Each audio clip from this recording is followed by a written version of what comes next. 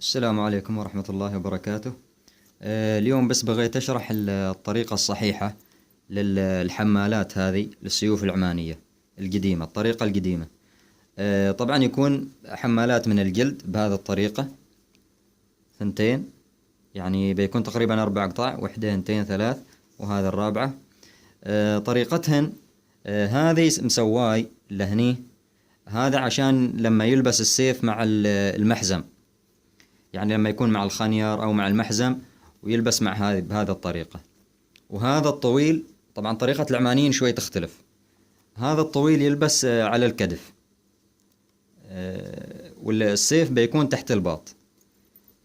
والطريقة نفس الشيء، ونفس لما مثلا يعني تمشي بالسيف بهذه الطريقة مثل العصا، هذا يلبس هنا في اليد على أساس إيش؟ لو تبطل النصل اللي شو اسمه هذا الغمد ما يطيح، يعني يبقى ايش؟ اليد حاملتنه مني ما يطيح. طبعا براويكم طريقة اللبس الحين. طريقة اللبس الأولى تكون اللي هي على الخنير. أنا بس لابس سيف عشان يبين، بس ثواني.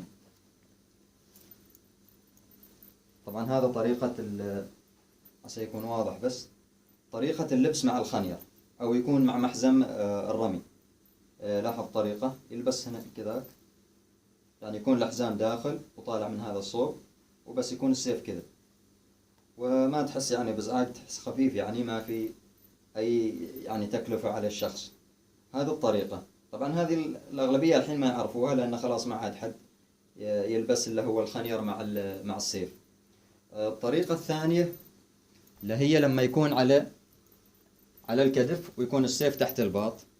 بس براويكم الطريقة عسى يكون واضح. هذا السيف، طريقة الباط نلبس هذا الكبير كذا طريقته،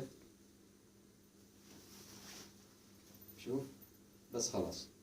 فتشوف انه ما في، يعني يكون السيف خفيف ويكون يتحرك، بحيث انه ما يكون يعني يسوي ازعاج. ونفس الشيء تمشي، اذا بغيت تمشي براحة، يعني ما يأثر ولا يحدك شيء. نفس الشيء عند ركوب الخيل ولا الناقة، يعني يكون يدينك فاضيات وتمشي بها كذا على الراحة. هذه الطريقتين، اللي هي طريقة وحدة يكون على الكتف يكون السيف تحت الباط، والطريقة الثانية يكون مع المحزم أو مع الخنير وبهذه الطريقة.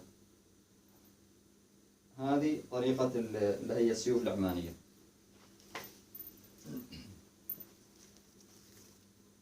بس شوفوا أراويكم مرة ثانية اللي هو طريقة الحمالات كيف، عسى يكون واضح. بس هذا طريقتها،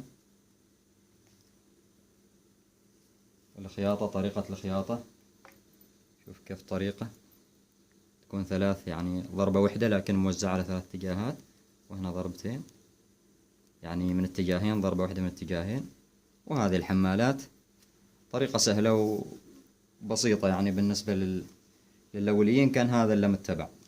الحين المشكلة كثير، يعني من الصواغ صاروا يخلطوا فيهن وضيعوا اللي هو التصميم القديم. فحبيت بس من باب التوثيق، ونفس الشيء نقل المعلومة. والسلام عليكم ورحمة الله وبركاته.